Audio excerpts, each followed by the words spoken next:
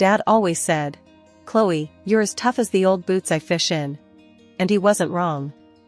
Raised in a small town where the winter didn't ask if you were ready before it hit, I grew up pretty fast after Mom passed. All I got of her is a couple of pictures where she's smiling under the brim of Dad's fishing hat, her eyes kind of crinkling at the corners. Dad was a fisherman, started with a beat-up boat that looked like it'd sink if you sneezed too hard. But he had big plans, worked his fingers to the bone, and eventually built up a business that had our name slapped on a huge fish processing plant down by the docks. He was out before sunrise, back after dark, always smelling like the catch of the day. It wasn't like he left me to fend for myself though. Carol, my stepmom, came into our lives when I was about 7. She couldn't have kids of her own, so she poured all that pent-up love into me. We didn't always see eye to eye, especially when I hit those teenage years and got all prickly, but she stuck by me like glue. One night, I remember sitting at the kitchen table with my book spread out, and Dad came in, looking more tired than usual. Carol had fixed him his favorite, salmon, pan-fried just right, and he slumped down at the table, gratefully. "Thanks, love," he said to Carol, then turned to me with a look. "School going okay, kiddo?" "Sakai. Just boring," I shrugged, scribbling something in my notebook. "Boring," she says. "You hear that, Carol? Our girl's gonna be a genius, and she's bored." Dad chuckled, his eyes crinkling like Mom's in those old photos. Carol just smiled, ruffling my hair a bit too roughly. "She'd better be, with college costs these days." That was our life. Simple, sometimes a bit rough, but filled with enough laughter to keep the cold out. When high school was done, I was itching to see more than icy roads and fish. I told Dad I wanted to go to California for college. He wasn't too thrilled at first, all that distance, but he knew I had it in me to make something of myself. "California, huh? You'll melt out there." He'd joke, but one evening, he got serious. We were fixing one of the nets, hands all tangled up in ropes and seaweed. "Dad, I gotta go. It's not enough here for me," I admitted, not wanting to hurt him but needing him to understand. He was quiet for a long moment, just working the ropes. Then, he nodded. "All right, Chloe. You go make us proud. But promise you'll call your old man, huh?" So I went. Off to California with my dreams in one hand and a promise in the other. Maybe I was naive, maybe just young, but either way, I was ready, or so I thought. Stepping off the plane in California, the sun hit me like a slap in the face, warm and bright and relentless. Not a lick of the cold, harsh winds of Alaska. My first thought? Dad was right, I was gonna melt. College was a whole new world. Campus was buzzing with folks from all corners, talking fast about things I hadn't even heard of. I bunked with a girl named Jess, a local who took one look at my flannel and boots combo and said, "You're not in Alaska anymore, girl." "I can see that," I shot back, trying not to feel like a fish out of water. Jess laughed, a good, hearty sound. "You'll fit in just fine. Everyone does eventually." Classes kicked my butt at first. Economics isn't for the faint-hearted, and I had to hustle harder than I thought. Nights were long, coffee-fueled marathons with books and laptops. One day, slumped over a textbook in the library, a guy dropped into the seat opposite me. He had a smile that seemed too easy. "That looks intense. Preparing to take over the world?" "Just trying not to fail my midterms," I said, pushing up the glasses that had slid down my nose. "Ah, the humble student life. I'm Michael, by the way." He extended a hand, and I shook it, noting the firm grip. "Chloe. Nice to meet you," I replied, then went back to my books. Michael was in some of my classes, and we kept bumping into each other. We started having lunch together, sharing complaints about bosses and deadlines. Michael was easy to talk to, made me laugh more than I expected.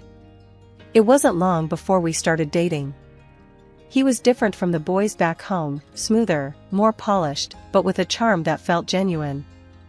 A few months in, Michael's mom invited us over for dinner. I was nervous, smoothing down my dress, while Michael just grinned and told me, "She's going to love you."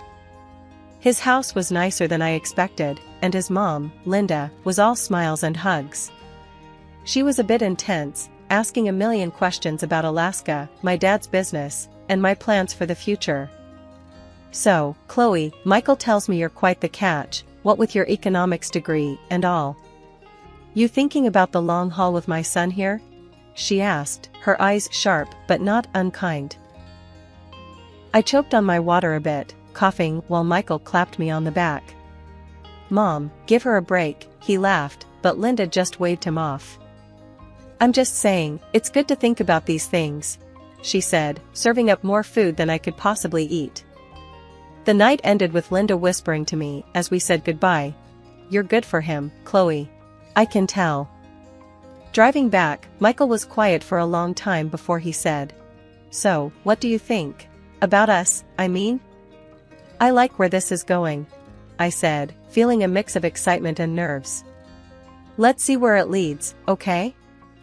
"Okay," he agreed, and for the first time in a long time, California didn't feel quite so far from home. As I lay in bed that night, the distant sound of the ocean in my ears, I thought about Dad and Carol. They'd be happy for me, I figured. Happy that I was finding my way, making connections, maybe even building a future. The wedding was a blur, flowers, smiling faces, and a dress that felt a bit too tight. After all the dancing and cheers, when we finally settled into living at his mom Linda's house, reality started to set in. "Chloe, you'll see, it's easier this way. Mom needs us, and we can save up for our own place," Michael reassured me one evening as we unpacked our wedding gifts in what used to be his old room. "Yeah, I guess you're right," I replied, trying to sound more convinced than I felt. The room still had his high school trophies and old posters on the walls. It didn't feel like ours, it felt like I was just visiting. Things were fine for a while. Linda handled most of the house chores, letting me find my footing at my new job and in this new role as a wife. But about 6 months in, everything changed overnight. "I went to the doctor today, Michael. My back's worse, and he says I need to take it easy," Linda announced one night at dinner, her voice tinged with worry. "Of course, Mom. Chloe and I can take on more around the house, can't we?" Michael said, turning to me. I could only nod, my mind racing with what that meant. Before I knew it, Linda's version of taking it easy meant I was doing everything from cleaning to cooking, with her supervising from a kitchen chair. "You'll want to add more salt to that, dear. Michael likes his food with a bit more flavor," she'd say, watching me fumble around with the spice jars. One day, as I was elbow-deep in scrubbing the bathroom, Michael called me. "Hey, Chloe, Mom's really not doing well." I was thinking, maybe you should consider taking some time off work to handle things around here. I stopped scrubbing, the sponge dripping in my hand. "Take time off? Michael, I just started getting the hang of things there," I protested, feeling a mix of anger and disbelief. "It's just temporary, babe. For Mom, we need to look out for her," he pushed, his voice firm, leaving no room for argument. So, I did it. I quit my job, telling myself it was the right thing to do, the family thing. But days turned into weeks, and my job at the office turned into full-time housekeeping. Linda's health issues seemed to vanish when it came to critiquing my cleaning. I'd vent to Michael when he got home, but it was like talking to a brick wall. "She's just trying to help, Chloe. You know how she is," he'd say, brushing it off, making me feel smaller and more isolated each time. Every day was a marathon of chores. I scrubbed, dusted, and cooked with all the energy I could muster, but Linda always found fault. "You missed a spot there, just behind the couch.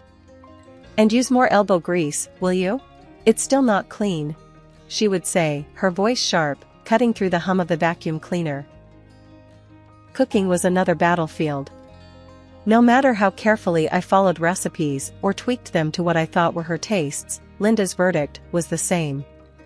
After barely tasting a dish, she'd push her plate away slightly and sigh.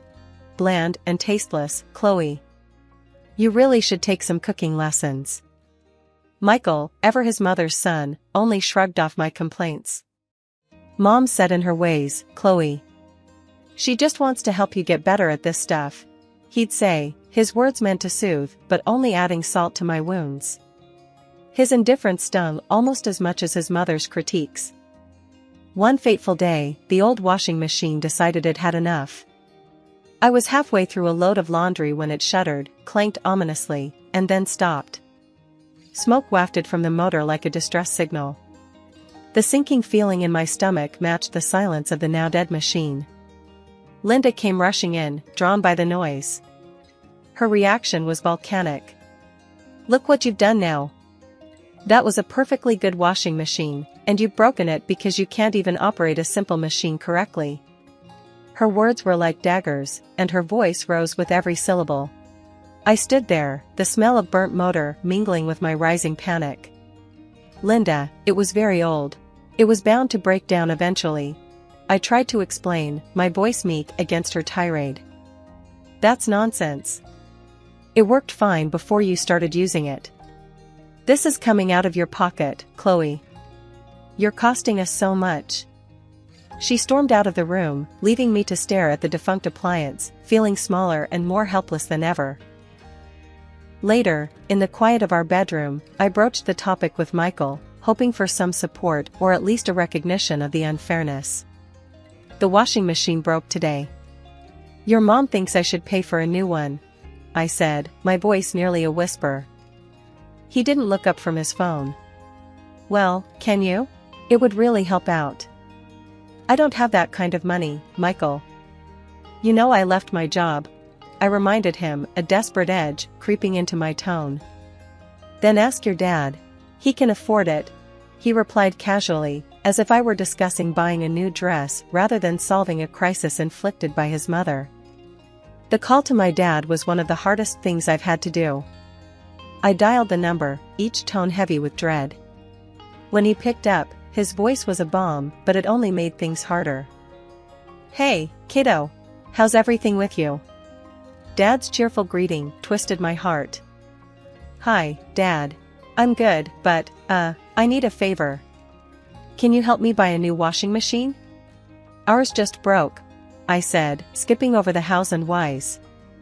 I couldn't bring myself to tell him the whole truth, it felt too much like betrayal. Of course, Chloe. I'll transfer the money right away. Don't you worry about a thing, he replied, his willingness to help both a relief and a burden. When the money came through, Linda oversaw the purchase of a new, top-of-the-line washing machine, boasting of its features to anyone who would listen. Before long things went from bad to unbearable. It started with her asking for money to cover minor repairs around the house, a leaky faucet here, a cracked tile there. But soon, those small demands escalated into full-blown renovations. Chloe, this house deserves to look its best. We need to live in a place that reflects our status, Linda would assert, as if it were the most natural thing in the world to upgrade her living room or the kitchen on a whim. I tried to resist, to suggest we budget or delay some of the work, but she brushed off my concerns with a wave of her hand. The first few times I called Dad to ask for money, I felt a knot in my stomach. He always answered with a smile, happy to see me, even if it was just on a screen. How's my girl? He'd ask, his eyes crinkling at the corners. I'm good, Dad. Listen, I need to ask for some help. We've got some repairs to do around the house, and well, it's a bit more than we can handle right now, I'd say, trying to keep my voice steady. Dad never hesitated, always quick to offer whatever help he could. Of course, kiddo. I'll transfer the money today. You just make sure you're taking care of yourself, alright? But Linda's demands grew. One video call turned into weekly sessions where she'd hover in the background, making sure I looked presentable. Put on some makeup, Chloe. Look lively for your father, she'd command, covering up the fatigue that had become my constant companion. It wasn't just the house that was being transformed. Linda decided she needed a new car, something more fitting for her status. And then, clothes from branded stores, because appearances matter, Chloe. Each request for money chipped away at my independence and my relationship with my father. I felt like a puppet, reciting lines Linda had given me. She made sure I never had a moment alone during those calls. If I even hinted at needing to talk to Dad in private, she'd find a way to interrupt or end the conversation quickly. Michael wasn't any help. He'd come home late, often smelling of booze, shrugging off my attempts to talk about how out of control things were getting. "It's what families do, Chloe. They help each other out," he'd slur, dismissing my concerns. Then I found out I was pregnant. It should have been a moment of joy, but my heart sank knowing how Linda would react. True to form, when I told her, her first response was not congratulations, but calculation. "This is wonderful news. Think of all the things the baby will need. You'll have to talk to your father, we'll need to set up a nursery, and babies need so much stuff," Linda enthused, already listing things to buy. Her excitement wasn't about the baby, it was about the new avenue for requests for money. "Make sure to look happy when you tell him. We want to make sure he's willing to help out with everything the baby needs," she instructed me before another choreographed call to my father. Sitting there, waiting for the screen to connect, I felt the lowest I had ever felt. I was about to bring a child into this mess, into this cycle of dependency and deceit that I couldn't seem to break free from. "Hey, Dad," I began, forcing a smile that felt more like a grimace. "I have some news, I'm going to have a baby." Dad's face lit up, a genuine moment of happiness in the charade my life had become. "That's wonderful, Chloe. Absolutely wonderful. You know I'll support you in any way I can." Living with Linda and Michael had become unbearable, but it grew worse after the birth of my baby. The days and nights merged into an endless cycle of demands, criticisms, and exhaustion. Michael was hardly ever home, and when he did show up, his presence only added to the tension. "You've really let yourself go, haven't you?" Michael would sneer, eyeing me as if I were a stranger, not the mother of his child. "You look like an elephant. I can't even stand to sleep next to you." His words cut deeper than knives, leaving scars no one could see.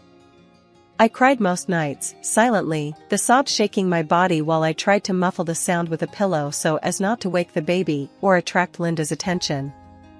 The baby didn't sleep well, up at all hours, crying more often than not. I was running on fumes, every day a test of my endurance. One particularly tough day, I was so exhausted that I fell asleep while a casserole was in the oven. The smell of burning woke me, but not before Linda stormed into the kitchen. "What on earth are you doing? You're wasting food, Chloe. Do you know how hard I work to provide for this family?" Linda screamed as she yanked the blackened casserole from the oven. I just fell asleep for a moment. I didn't mean to," I stammered, trying to apologize. "No excuses. You're not eating today. Maybe that will teach you to pay attention," Linda decreed, her voice cold and unforgiving. I was stunned, the hunger already gnawing at me. But worse was knowing I needed nutrition to breastfeed my baby, who depended entirely on me. Yet, I felt powerless to argue with her, the fear of further reprisal keeping me silent. That same night, Michael came home drunk. He stumbled through the door, his eyes barely focusing on me as I tried to soothe our crying baby. "Can't you keep that child quiet?" he barked, his voice laced with venom. "I'm trying, Michael. He's just fussy tonight," I said, my voice weary, holding our baby a little closer. Unsatisfied and belligerent, Michael pushed me, his hand shoving against my shoulder hard enough that I stumbled and hit the doorframe. Pain shot through me, but my first instinct was to protect the baby in my arms. That moment crystallized everything for me. The fear, the pain, the desperation, I couldn't live like this anymore. Not for me, not for my baby. This wasn't a home, it was a prison. Michael's stumble seemed minor to him, but to me, it was the last straw. Waiting for the right moment to leave was the hardest part. I watched the clock tick, each minute stretching endlessly until the notification came, another transfer of money from my dad. It was then I knew I had to make my move. Michael and Linda were both out for the day, and the house felt strangely silent, almost like it was holding its breath along with me. I dressed quickly, pulling on my old warm jacket and wrapping my baby tightly in his blanket. Every movement was calculated, silent, the fear of them coming back early gnawing at my insides. I grabbed a small bag that I had packed days ago, the essentials only, some clothes for me, and the baby in diapers. With my baby secured in my arms, I stepped outside, locking the door behind me one last time. The taxi ride to the airport was a blur, my heart pounding so loud I could barely hear anything else. I kept looking over my shoulder, paranoid that Michael or Linda might pull up behind us. At the airport, I bought the tickets, my hands shaking as I handed over the cash. The amount drained nearly all the money I had, but it didn't matter. We were going to be safe, we were going to be free. I turned off my phone, cutting off any chance they had to track me down or persuade me to come back. Landing in Alaska was like stepping into another world. The biting cold slapped me awake from the haze of anxiety and fear that had clouded my mind. I hailed another taxi and gave the driver my dad's address. As we drove, the familiar landscapes of my childhood rolled past, each mile bringing a surge of memories and a flicker of hope. I arrived at my dad's house late at night. The porch light was a beacon in the darkness. With my baby now asleep against my chest, I walked up the steps and rang the doorbell. The wait felt like an eternity. Then, the door swung open, and there was my dad, his face etching from confusion to shock as he took in my appearance, exhausted, disheveled, my eyes swollen from crying. "Chloe, what's happened? Are you okay?" His voice was laden with concern. Tears streamed down my face as I stepped inside. "Dad, I had to leave. I couldn't stay there any longer. Please, I need your help." He didn't ask any more questions. He just wrapped his arms around me and my baby, pulling us into the warmth of the house. Carol came down the stairs, her expression turning from sleepy curiosity to alarm as she saw me. "Oh, Chloe," she gasped, rushing to embrace us. "What's going on?" I broke down, the story pouring out of me in between sobs, the control, the isolation, the despair, Michael's indifference, Linda's manipulation. They listened, their faces growing grim with every detail. Without a word, Dad stepped away and came back with his phone in hand. He dialed with a steadiness that belied his age. "I'm calling the police, and then I'm getting the best lawyer we can afford. We're going to fix this, Chloe. You're safe now. You're home." The courthouse was a blur of activity, but inside, the world seemed to slow down as I took the stand. Giving my testimony against Michael and his mother, Linda, was one of the hardest things I'd ever done. My voice shook as I recounted the details of the abuse and manipulation, but I felt a strength I didn't know I had, fueled by the desire to protect my child and reclaim my life. The judge's gavel sounded like a shot of finality when he fined Michael for his abusive behavior. It wasn't just a victory for me, it felt like justice for every silent moment I had endured under his and Linda's control. The divorce papers came through not long after. Signing them brought a mix of relief and sorrow. This wasn't how I had envisioned my marriage ending. But as I scribbled my name, I knew it was the first step toward a new beginning. Mr. Jenkins, our lawyer, was relentless. He dug through financial records and bank statements, piecing together the puzzle of how my father's money had been siphoned off to fund Linda's lavish tastes and renovations. The evidence was undeniable, and the court ordered that every penny be returned. The total came to over $230,000. Neither Michael nor Linda had the means to pay it back outright. The news of their deceit spread quickly among their friends and the local community, tarnishing their reputations severely.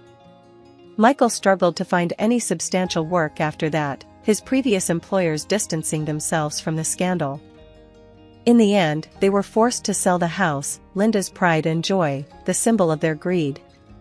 They moved into a small, cramped apartment in a less desirable part of town. Linda had to pick up a job at a local grocery store, a far cry from the leisurely life she had manipulated to maintain. Custody of my son was granted to me without contest. Michael was ordered to pay alimony, which he does, albeit begrudgingly. It's not about the money, though.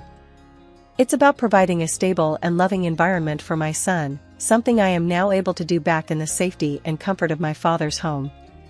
As I watch my son play in the yard, his laughter mingling with the wind, I feel a surge of hope for the future. The legal battles, the escape, the recovery, it's all behind us now. We've emerged stronger, bound by a resilience forged in the fires of adversity.